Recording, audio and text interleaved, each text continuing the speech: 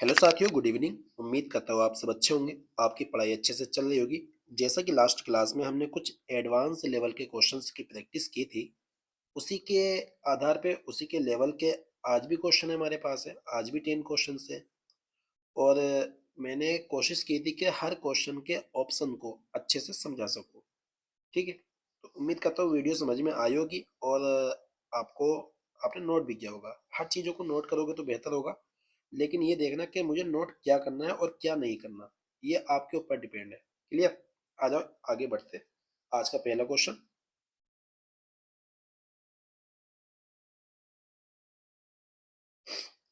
पहला क्वेश्चन हमारा ये है। थोड़ी तबीयत ऐसी है, कोल्ड हो रखा है तो इसलिए आवाज थोड़ी दिक्कत कर सकती है। संध्या was one of those Miss Universe contestants who attributed her success to her parents.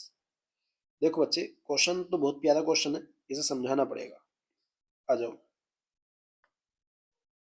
संध्या, संध्या हमारा सब्जेक्ट यहाँ पर वॉस लिंकिंग वर्ब है। ये वन हमारा एक कॉम्प्लीमेंट है। ऑफ क्या है? प्रीपोजिशन। और दोज मिस यूनिवर्स कॉन्टेस्टेंट्स, ये ऑफ प्रीपोजिशन का पूरा क्या है बच्चे? ऑब्जेक्ट है। क्लियर? हो यहाँ पर क्या है? एक रिलेटिव प्रोनाउन है। क्या है बच्चे? Relative pronoun. और एट्रीब्यूटेड जो मेन वर्ब आ रही, वो इस कॉन्टेस्टेंट्स के अकॉर्डिंग आ रही। किसके अकॉर्डिंग आ रही? इसके। तो एट्रीब्यूटेड का क्या है? हमारा सब्जेक्ट का काम करेगा। किसका काम करेगा? सब्जेक्ट का। और हर सक्सेस टू हर पेरेंट्स, इसे समझने के लिए इधर आ जाओ, नोट्स पे देखते हैं कुछ। देखो, रोहित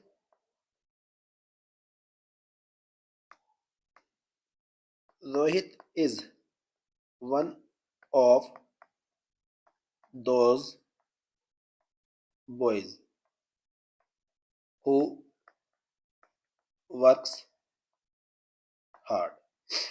इस क्वेश्चन को समझते हैं। रोहित हमारा क्या है बच्चे? सब्जेक्ट है। इज हमारी क्या है? एक लिंकिंग वर्ब है। वन हमारा क्या है? सब्जेक्ट कॉम्प्लीमेंट है। क्या हो रहा है?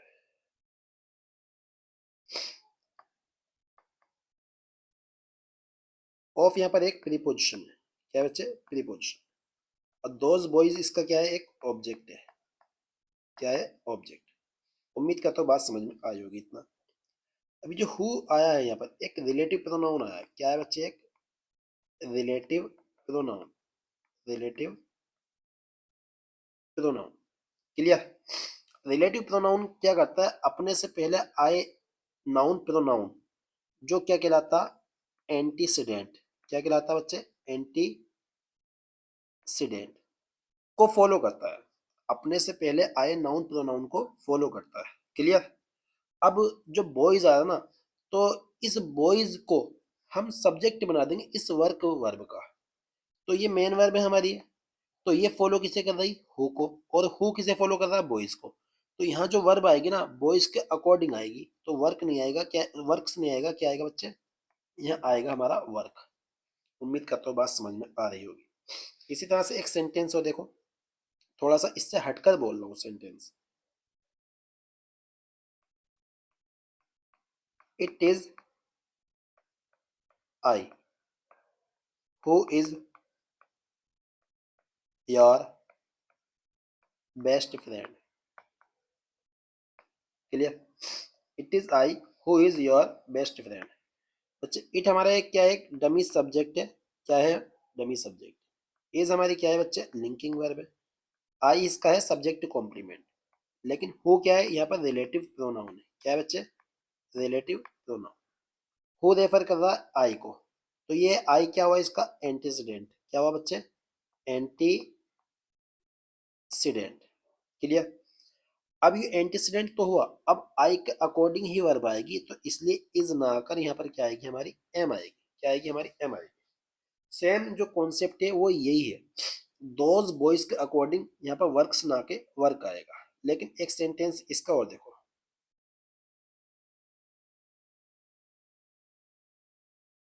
Meena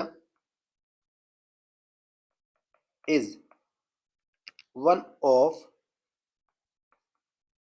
those girls, those girls who loves her parents, who loves her parents. Clear. अब इसे ब्रेक करते हैं। मीना हमारा क्या है बच्चे, सब्जेक्ट। इज हमारी क्या है, लिंकिंग वर्ब। वन हमारा क्या है बच्चे, सब्जेक्ट कॉम्प्लीमेंट। ऑफ क्या बनी, प्रीपोजिशन बनी। दोज गर्ल्स से क्या है इसका, ऑब्जेक्ट बना। ये जो हु रिलेटिव प्रोनाउन किसे रेफर करेगा, गर्ल्स को। तो गर्ल्स के अकॉर्डिंग लव्स नहीं आएगा, क्या आएगा, लव आएगा। क्या आएगा, लव। दूसरी चीज, आगे जो डिटरमिनर आ रहा है पजेसिव, देखो लव किसे कहते हैं, नाउन को। इस नाउन को पेरेंट्स हमारा क्या है, ऑब्जेक्ट लव वर्ब का, जो क्या बनना है हमारा, नाउन। और इस नाउन के लिए एक पजेसिव डिटरमिनर आ रहा है, क्या आ रहा है बच्चे, पजेसिव डिटरमिनर, जिसे अक्सर कुछ टीचर पजेसिव एडजेक्टिव भी बोलते हैं। तो यहाँ पर अगर लव वर्ब इस नाउन के अकॉर्डिंग आ रही है, हो वाले के अकॉर्डिंग, जो हो से पहले है, तो भैया डिटरमिनर भी इसी के अकॉर्डिंग आएगा। तो यहाँ पर हर नहीं आएगा, यहाँ पर आएगा दिया। क्लियर। अब आ जाओ अपने क्वेश्चन पे।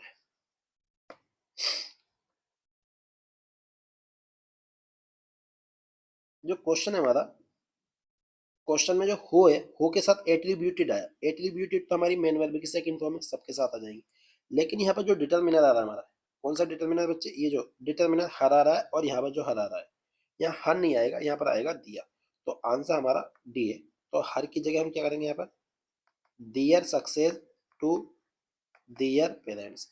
संध्या was one of those Miss Universe contestants. Sandhya उन कॉन्टेस्टेंट में से है जो एट्रीब्यूटेड, जो ठहराती है, जो क्रेडिट देती है अपने सक्सेस का अपने माता पिता को। मतलब जिन जिन लोगों ने मिस यूनिवर्स बनी है, उन्होंने क्रेडिट दिया है, उन सब ने क्रेडिट दिया है। तो उन सब में से संध्या भी एक है, उन सब में से क्या है, संध्या भी एक है।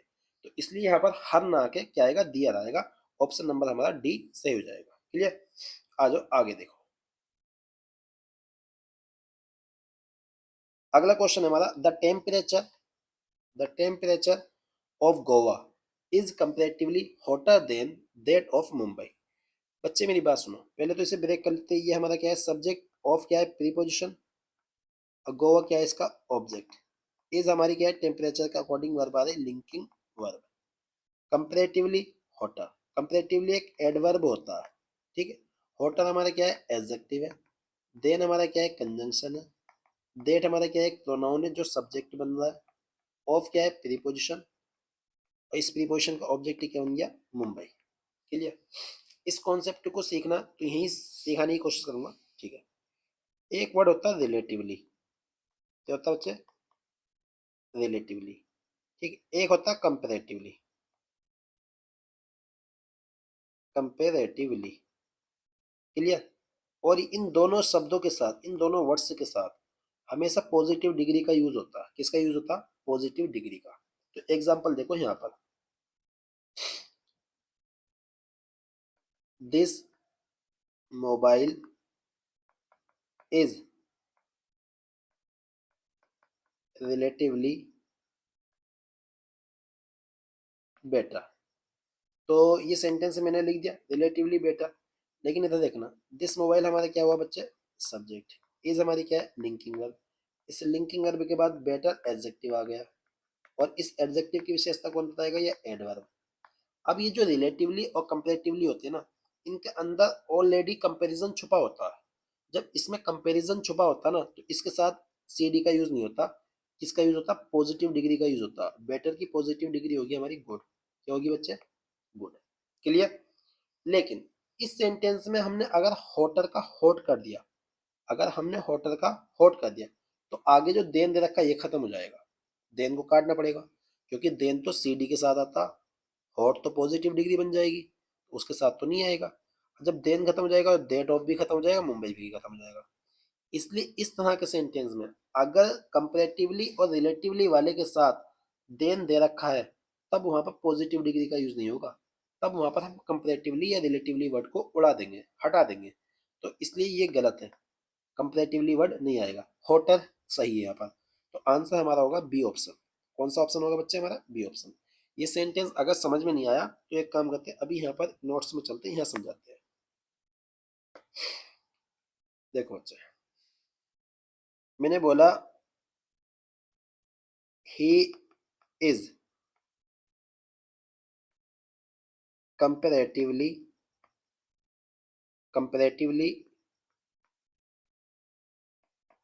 स्मार्ट, स्मार्टर, इस सेंटेंस है कंपेरेटिवली स्मार्टर। क्लियर? तो ही हमारा क्या है, सब्जेक्ट, इज हमारी क्या है बच्चे, लिंकिंग वर्ब, और लिंकिंग वर्ब के बाद स्मार्टर एडजेक्टिव आया, और ये कंपेरेटिवली क्या है हमारा, एडवर्ब है। क्या है बच्चे, adverb.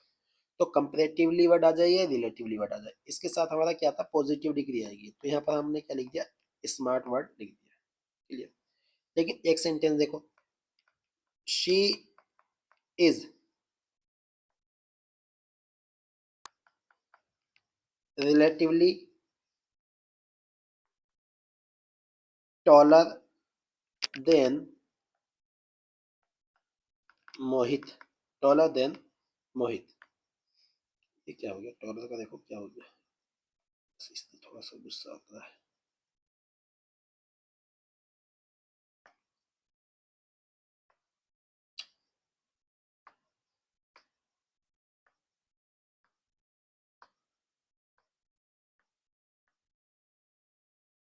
Relatively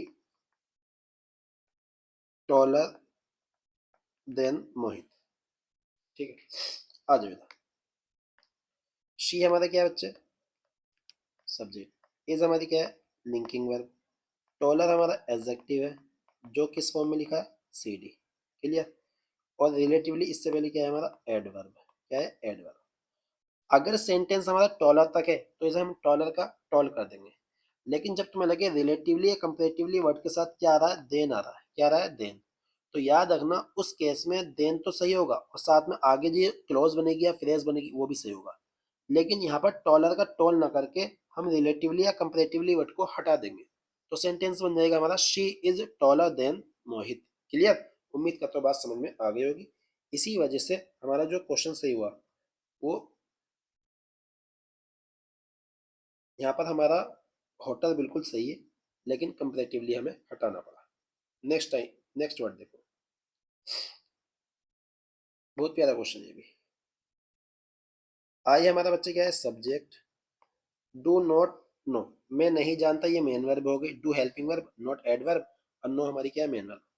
my date of birth. अब एक बात बताओ, मेरी डेट ऑफ बर्थ, इस तरह से समझो, मेरी डेट, उसकी डेट, इनकी डेट, डेट किसी की होती है क्या, सर किसी की डेट नहीं होती। जब भी आपको ऐसा लगे ना question, my date of birth आ जाए, क्या आ जाए, माई डेट ऑफ बर्थ, तो इस सेंटेंस में हम कभी भी ये डेट वगैरह जो होती है ना, डेट, ये किसी की नहीं होती भाई, लेकिन बर्थ किसी का हो सकता है। तो यहाँ पर लिखेंगे, I don't know, I don't know, 1 minute,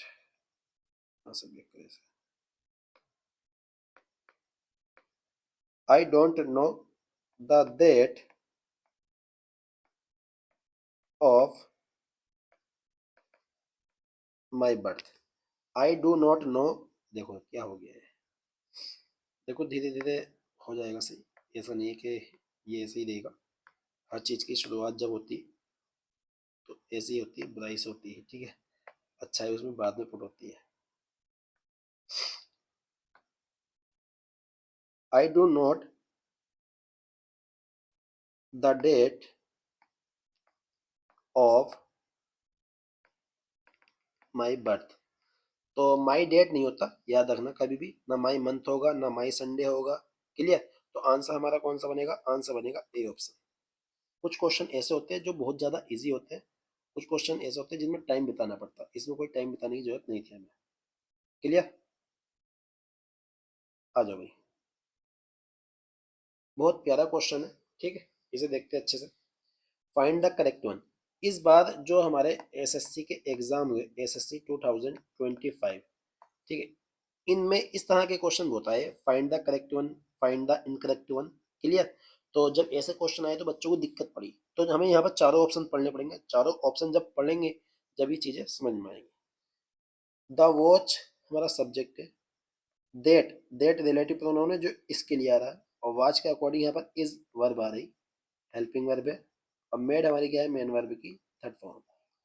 in Italian, वो जो वॉच जो बनी है, मेड इन इटालियन मतलब इटालियन में, इटली में जो बनी है, वाज फाउंडेड, अच्छा फाउंडेड है, ओ तो समझेंगे, founded by my cousins in my own bedroom, ठीक है। दूसरा ऑप्शन देखो, the watch that is made in Italian was found by my cousins in on my bedroom, ठीक है। The watch that is made in Italian was found by my cousin brothers in my own bedroom, ये भी ठीक है, चलो देखते हैं। The watch that is made in Italian was found by my cousins in my own bedroom. बच्चे जहां तक मुझे पता चला, ठीक है, पहला ऑप्शन क्यों गलत है ये देखो। पहला ऑप्शन है फाउंडेड, ठीक है, तो मैं तुम्हें बता देता हूं, एक वर्ब होती फाइंड, और एक वर्ब होती फाउंड, क्लियर। फाइंड का जो पास्ट टेंस होता है मतलब सेकंड फॉर्म होती है वो फाउंड होती, और थर्ड फॉर्म भी क्या होती है बच्चे, फाउंड होती, क्लियर। अब फाउंड की सेकंड फॉर्म जो होती है वो होती है फाउंडेड, क्या होती है, फाउंडेड, और थर्ड फॉर्म भी क्या होती है बच्चे, फाउंडेड होती है। लेकिन इस फाइंड का पाना जो होता है इसका मतलब होता है पाना, पाना या खोजना, क्लियर। और इसका मतलब होता है स्थापना करना, क्या होता है, स्थापना करना। तो पैसिव वॉइस में आपको पता ही होगा, पैसिव वॉइस में मेन वर्ब की थर्ड फॉर्म यूज होती है। तो यहाँ पर जो हुआ है वाज फाउंडेड, स्थापना करी गई है घड़ी की या खोजी गई है, सर खोजी गई है, इसलिए यहाँ पर फाउंडेड गलत है, क्लियर, फाउंड होना चाहिए था। दूसरा ऑप्शन क्यों गलत हुआ, दूसरा ऑप्शन भी हमारा गलत है, लेकिन रीजन क्या है गलत होने का, रीजन ये है ऑन माई रूम, जब भी ये ऑन वर्ड आता क्या था, ऑन वर्ड, तो ऑन के साथ तो क्या था, कोई नाउन आएगा, क्या आएगा बच्चे, कोई नाउन आएगा, एक मिनट रुको, ऑन के साथ क्या था, कोई नाउन आता, क्लियर। लेकिन इससे पहले क्या आएगा, कोई पजेसिव डिटर्मिनर आएगा, क्या आएगा बच्चे, पजेसिव डिटर्मिनर। पजेसिव डिटर्मिनर जैसे माई, अवर, योर, हिज, हर, दियर, इस तरह से। लेकिन यहाँ पर ऑन के बाद दे रखा पजेसिव डिटर्मिनर माई, और ऑन ने दे रखा पहले, तो इसलिए हमारा ये ऑप्शन गलत है। तीसरा ऑप्शन क्यों गलत है, तीसरा ऑप्शन इसलिए गलत है क्योंकि कजन के साथ ना तो ब्रदर आता ना सिस्टर आता, तो इसलिए हमारा गलत है, आंसर हमारा चौथा।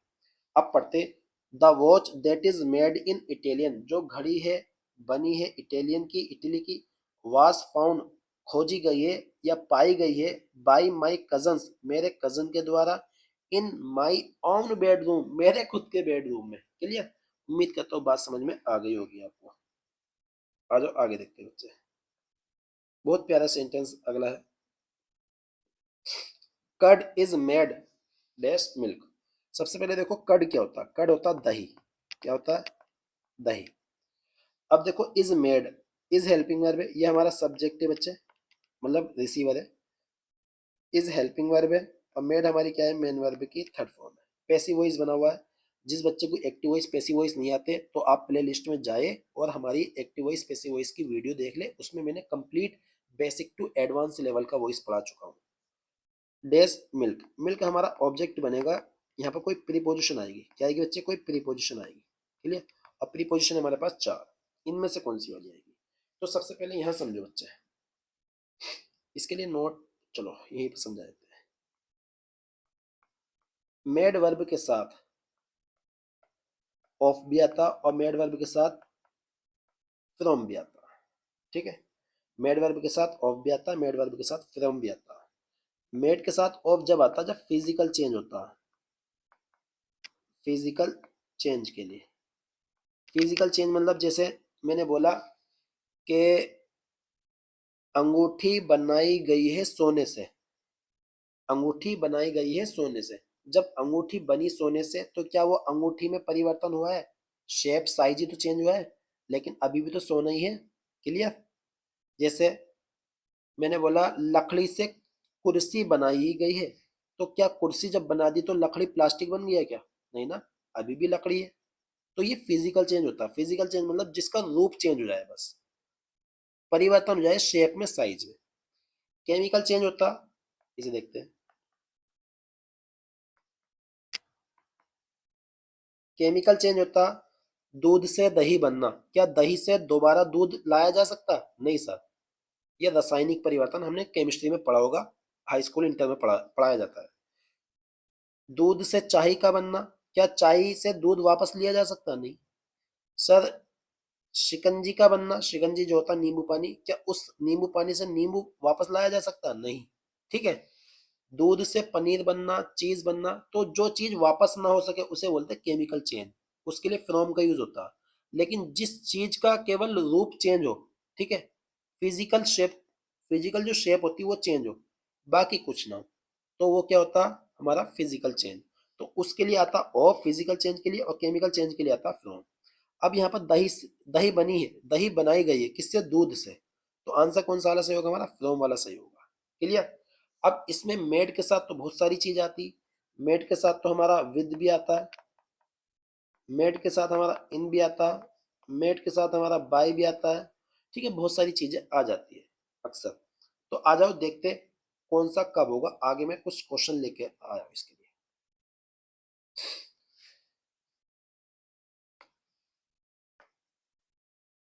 दिस ब्यूटीफुल, 1 मिनट, ये वाइट नहीं चल रहा भाई, चलो। दिस ब्यूटीफुल, अच्छा, यहाँ कोई नाउन लिखे हैं, देख गया, यहाँ लिख लेना भाई, रिंग लिख लेना, ठीक है। This beautiful ring is made gold. अब एक बात हो, जब गोल्ड से बनाई गई है रिंग, तो क्या रिंग सिल्वर की हो जाएगी क्या? प्लास्टिक की हो जाएगी? नहीं सर, केवल इसमें फिजिकल चेंज हो रहा है। अब फिजिकल चेंज जब होगा ना, तो वहां पर क्या आएगा बच्चे? ऑफ आएगा। क्या आएगा? ऑफ आएगा। क्लियर? यहाँ रिंग लिखने से रह गया था, तो लिख लेना। The toy was made China. जो खिलौना है ना, वो बनाया गया है। अब मेड इन चाइना, जब भी आपको कोई देश हो तो मेड के साथ क्या लगाना? हमें इन लगा देना। चाइना में बनाया गया है। दैट कर्व्ड टेबल, जो वो घुमावदार टेबल है ना, is made utmost care. Utmost care का मतलब होता है बहुत ध्यान से। तो भैया जब किसी चीज के साथ बनाया जाता है ना, तो वहां पर विद आता है। क्या आता है बच्चे? With. With utmost care. Clear? Next देखो, द डिश इज मेड, बनाई गई है किसके द्वारा? मेरे द्वारा। तो ये पैसिव वॉइस है, यहाँ पर क्या लगाया जाएगा? हमारा बाय, क्योंकि यहाँ पर डुअर दे रखा है। तो आंसर हमारा कौन सा कब आ रहा है ये ध्यान रखना पड़ेगा। जरूरी नहीं मेड के साथ ऑफ ही लगाओगे या फ्रॉम ही लगाओगे। क्लियर? ऑफ भी आ सकता है, फ्रॉम भी आ सकता है, इन भी आ सकता है, विद भी आ सकता है, बाय भी आ सकता है। Clear?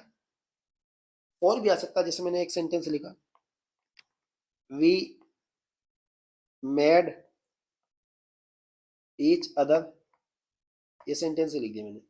We made each other, हम बने हैं एक दूसरे के लिए। तो यहाँ पर क्या आ जाएगा? हमारा फॉर आ जाएगा। क्लियर?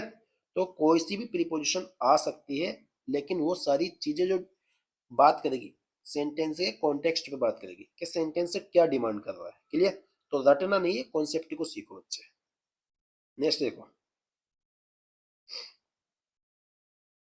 आ जाओ।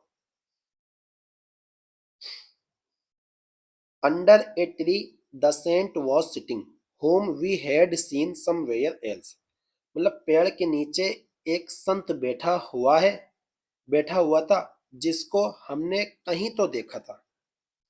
अब मेरी बात सुनो, ये अंडर है प्रीपोजिशन। क्या है बच्चे? प्रीपोजिशन। ए ट्री है इसका ऑब्जेक्ट। क्लियर? तो ये अंडर ए ट्री, ये जो एक फ्रेज बन गई। अब फ्रेज कौन सी बनी है? Adverbial, adverbial phrase, 1 minute, adverbial phrase of place बन गई। मतलब क्या कह सकते हैं हम? एडवर्ब प्लेस बन गया। क्या बन गया? Adverb of place. अब देखो, एडवर्ब ऑफ प्लेस की कहानी सीखने के लिए, जैसे मैंने यहाँ पर लिखा है यार, चलो थोड़ी देर को देयर लिख देते हैं। There is many boys in the room, ठीक है।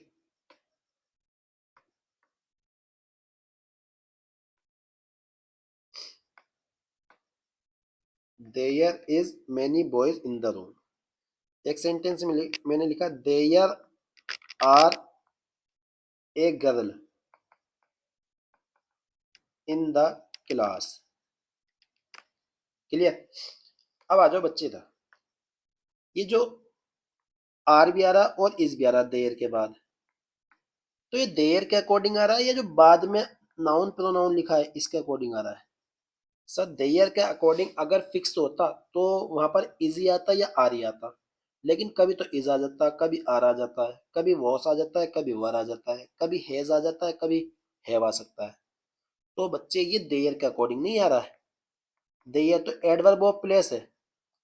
अब जब सेंटेंस की स्टार्टिंग में, जब सेंटेंस की स्टार्टिंग में क्या आ जाता है बच्चे, एडवर्ब ऑफ प्लेस आ जाए, क्या आ जाए, प्लेस आ जाए, तो वहां पर जो वर्ब आती है, जो वर्ब आती है वो अपने बाद वाले सब्जेक्ट, सब्जेक्ट कौन होगा, सब्जेक्ट होगा कोई नाउन या प्रोनाउन के अकॉर्डिंग आती है, ठीक है। तो वर्ब जो आती है इसके अकॉर्डिंग आती है। यहाँ क्या होता है, यहाँ लगता इन्वर्जन, इन्वर्जन होता फुल, कैसा लगता है इन्वर्जन, फुल इन्वर्जन लग जाता। फुल इन्वर्जन क्या होता, फुल इन्वर्जन वो होता जो सब्जेक्ट से पहले वर्ब आती, सब्जेक्ट से पहले क्या आती, वर्ब आती।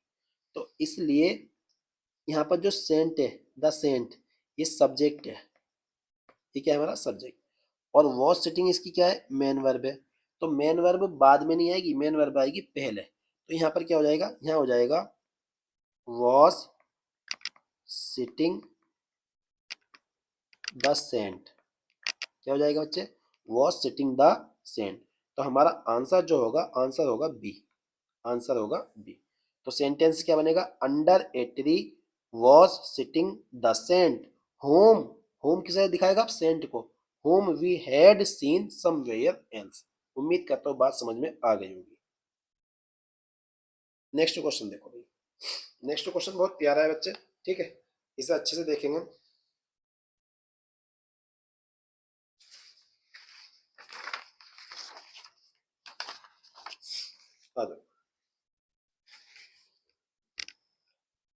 select the select the option that can be used as a one word substitution for the given group of words। मतलब एक वन वर्ड्स बताना, ठीक है, वन वर्ड बताना। A government run by a small group of people is called. मतलब कोई government है जो चलाई जाती है किसी छोटे से ग्रुप के द्वारा, वो क्या कहलाता। आंसर इसका एरिस्टोक्रेसी, ओलिगार्की, प्लूटोक्रेसी या ब्यूरोक्रेसी, ये दे रखे हैं। सबसे पहली बात देखो, जो क्रेसी वर्ड होता है ना, क्रेसी, क्रेसी वर्ड आ जाए या आर्क वर्ड आ जाए, आर के आ जाए या आर, ये किसे दिखाते हैं बच्चे, ये दिखाते रूल को या गवर्न को, ठीक है, रूल को या गवर्न को, मतलब शासन को दिखाते हैं। किसे दिखाते हैं बच्चे, शासन को, ठीक। अब इसमें एक वर्ड है एरिस्टो, एक है ओलिगार्की और एक है प्लूटो और एक है ब्यूरो। तो सबसे पहले कहानी स्टार्ट करते हैं ब्यूरो से। BUREAU, ये जो होता है ब्यूरो, ये हमारा दिखाता ऑफिशियल्स को। किसे दिखाता बच्चे, ऑफिशियल्स को। जब अधिकारियों के शासन की बात करेंगे, किसकी बात करेंगे, अधिकारियों के शासन की बात करेंगे, तो आंसर हमारा क्या होगा, ब्यूरोक्रेसी, जो हमारे अधिकारियों की बात नहीं हुई, एक स्मॉल ग्रुप ऑफ पीपल की बात हुई। एक होता है बच्चे प्लूटोक्रेसी। क्या होता है, प्लूटोक्रेसी। प्लूटो जो वर्ड होता है ये हाई क्लास को दिखाता, किसे दिखाता, रिच लोगों को दिखाता। मतलब जब तुम्हें लगे रिच लोगों का शासन है तो वहां पर क्या होगा, हमारा प्लूटोक्रेसी। तो यहाँ रिच लोगों की बात नहीं है। एक होता है बच्चे एरिस्टोक्रेसी, ये एरिस्टो, एरिस्टो दिखाता बच्चे नोबल्स लोगों को, नोबल्स लोगों को, ठीक है, नोबल्स या हाईएस्ट क्लास के लोगों को, हाईएस्ट क्लास को दिखाता है। जब तुम्हें लगे सज्जन लोगों का समूह है, सज्जन लोगों का समूह और वो शासन करता, तो एरिस्टोक्रेसी होता। तो आंसर हमारा ये भी नहीं है, आंसर होगा हमारा ओलिगार्की। ओलिगार्की का मतलब होता अल्पतंत्र, अल्प मतलब कुछ लोगों का शासन, ठीक है, कुछ लोगों का शासन, मतलब जिसमें थोड़े बहुत लोग हैं, उनका शासन क्या कहलाएगा बच्चे, ओलिगार्की कहलाएगा। क्लियर। एक का शासन, केवल एक का शासन, जैसे किसी राजा का शासन, वो होता मोनोक्रेसी। मोनोक्रेसी भी बोल देते हैं या मोनोआर्की बोल देते हैं, मोनोआर्की भी बोल देते हैं। इसी तरह से द्वैध शासन होता, उसे क्या बोलते हैं, डायआर्की। क्या बोल देते हैं, डायआर्की। क्लियर। नेक्स्ट देखो, find the correct spelled word, मतलब यानी ये 4 स्पेलिंग दे रखी है और 3 गलत है, 1 सही है। तो बच्चे एम्ब्रेसमेंट, सबसे पहले तो एम्ब्रेसमेंट का वर्ड आया हमारा। एम्ब्रेसमेंट का मतलब होता क्या है, एम्ब्रेसमेंट का मतलब होता है शर्मिंदगी।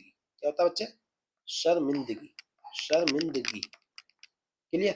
क्या होता है, शर्मिंदगी। अभी एम्ब्रेसमेंट में जो होता ना, याद रखना, डबल आर आता और डबल एस आता, लेकिन पहले वाले में सिंगल एस दे रखा इसलिए गलत है, दूसरे वाले में सिंगल आर दे रखा इसलिए गलत है। EMBARRASSMENT बिल्कुल सही है, तीसरी। चौथे वाले में क्या दे रखा, MANT दे रखा, इसलिए गलत है हमारा आंसर चौथा। तो आंसर हमारा कौन सा सही है बच्चे, तीसरा सही है। क्लियर। एक स्पेलिंग और याद रखना, स्पेलिंग है हरास, हर आस, और मेंट लगा देना इसमें, तो हर गधा। ठीक है, हर गधा। हेरासमेंट की स्पेलिंग में सिंगल आ रहा था, हेरासमेंट की स्पेलिंग में सिंगल आ रहा था, और एम्ब्रेसमेंट की स्पेलिंग में डबल आर डबल एस आता। हेरासमेंट का मतलब होता है तंग करना, एम्ब्रेसमेंट का मतलब होता है शर्मिंदगी। क्लियर। आ जाओ बच्चे आगे। Find the appropriate meaning of the given idiom phrase, मतलब ईडियम है गो बाय द बुक, अच्छी ईडियम है, ठीक है, नॉर्मल आपको देखने को नहीं मिलती, तो इसलिए वही ईडियम में लेकर आया हूं। ये नहीं कि ईडियम ऐसे ही आ गई भाई एग्जाम में आई तभी। क्लियर। आ जाओ। इसका मतलब होता, मतलब किसी नियम या कानून को सख्ती से पालन करना। मैं लिख देता हूं, सख्ती से किसी नियम या कानून का पालन करना, नियम या कानून का पालन करना। Clear. Go by the book का मतलब क्या हो जाएगा, सख्ती से किसी नियम कानून का पालन करना। पहला ऑप्शन है हमारा to buy a book of one's choice, गलत है हमारा, बुक खरीदने की बात चल रही। टू अंडरस्टैंड द बुक, किताब समझने की बात चल रही। To follow someone who reads book, मतलब किसी को फॉलो करना जो बुक बुक पढ़ता है, ये भी गलत। आंसर हमारा चौथा है, टू फॉलो रूल्स, एग्जैक्टली, मतलब जो रूल्स बनाए गए हैं उनको फॉलो करना। क्लियर। अच्छा वर्ड है, अच्छी इडियम है, कई बार एसएससी के एग्जाम में आई है, लेकिन एनडीसीडीएस में बहुत बार मालूम करी गई है। और बच्चे एक बात याद रखना, कुछ बच्चों का एक लॉजिक होता है कि सर हमें तो एसएससी की इंग्लिश पढ़नी है। भाई एसएससी की इंग्लिश, यूपीएससी की इंग्लिश, एनडीसीडीएस की इंग्लिश, एयरफोर्स की इंग्लिश, हाई कोर्ट की इंग्लिश, फला की इंग्लिश, ये गलत है भाई, इंग्लिश किसी की नहीं होती। क्लियर। इंग्लिश एक लैंग्वेज है, और लैंग्वेज आप, लैंग्वेज का काम है आपका सीखना। जैसा हम हिंदी बोलते हैं, तो क्या हम यूपी की हिंदी अलग बोलेंगे, उत्तराखंड की हिंदी अलग बोलेंगे, स्टाइल चेंज हो सकता है, लेकिन बोलने का लहजा तो वही होगा ना, सबका अपना अपना लहजा होता है। तो इंग्लिश आप है लैंग्वेज, तो लैंग्वेज तो कहीं भी चले जाओ, यहाँ सीखो या अमेरिका में सीखो या इटली में सीखो, लैंग्वेज सेम होती है। क्लियर। इसके रूल्स है, इसके कॉन्सेप्ट है, वो पढ़ाने का नजरिया अलग अलग हो सकता है। ठीक, कि कौन कितने सिलेबस के अकॉर्डिंग पढ़ा रहे हैं, क्योंकि एसएससी का सिलेबस अलग हो सकता है, यूपीएससी का सिलेबस अलग हो सकता है, बैंकिंग का सिलेबस अलग हो सकता है, लेकिन इंग्लिश यही रहेगी। तो आप इंग्लिश सीखो, ना कि एसएससी की इंग्लिश, बैंकिंग की इंग्लिश, ऐसे ना करो। क्लियर। अच्छे बच्चे हो, समझदार। आ जाओ नेक्स्ट देखो, लास्ट क्वेश्चन हमारा जो अच्छा क्वेश्चन भी है, ठीक है, इसका आंसर बताएंगे। देखो, आउट ऑफ द 4 अल्टरनेटिव्स, ठीक, select the alternative which is the best substitute of phrase. अब बच्चे ये जो सेंटेंस हमारा एक फ्रेज दी, an underhand device restored to in order to justify misconduct, मतलब गलत काम को सही ठहराने के लिए इस्तेमाल किया गया जो एक तरीका है जो हमारे अंडर में है, वो क्या होता है। ठीक है, मतलब क्या कह रहा है, गलत काम को सही ठहराने के लिए। तो जब गलत काम को सही ठहरा रहे हैं, तो यहाँ पर तो चाल फरेब हो रहा है, क्या हो रहा है, चाल फरेब, मतलब धोखाधड़ी हो रही है। क्या हो रही है बच्चे, धोखा हो रहा है। क्या हो रहा है, धोखा हो रहा है। क्लियर। क्या चलाई जा रही, ट्रिक चलाई जा रही, कोई क्या चलाई जा रही, ट्रिक चलाई जा रही। और जब ट्रिक चलाई जाती है तो उसके लिए हमारा आंसर कुछ और होगा, लेकिन देखते। परक्यूजिट, परक्यूजिट होता सुविधा। क्या होता बच्चे, सुविधा। क्या होता है, सुविधा, सुविधा बोल दो, रियायत बोल दो, इसके लिए एक सिनोनिम आता बहुत प्यारा, कंफर्ट। ठीक है, क्या आता है बच्चे, कंफर्ट आता, या एक वर्ड और आता कन्वीनियंस। कन्वीनियंस की स्पेलिंग आ जाती कभी, कन्वी, सॉरी 1 मिनट,